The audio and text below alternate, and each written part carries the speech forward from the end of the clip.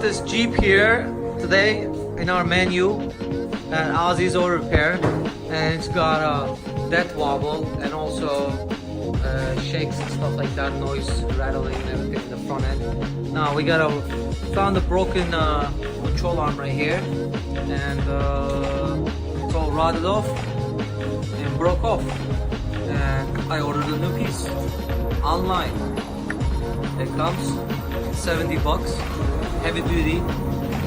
We got some good meat of steel here. What we're gonna do is grind this off, all this, and put this right in there, just like that, and weld it down. And then put the control arm in it, do the alignment.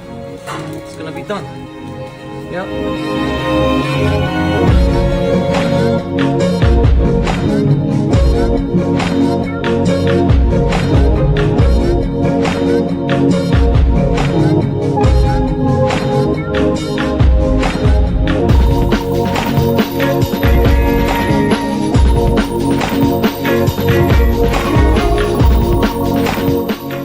It's the finished product.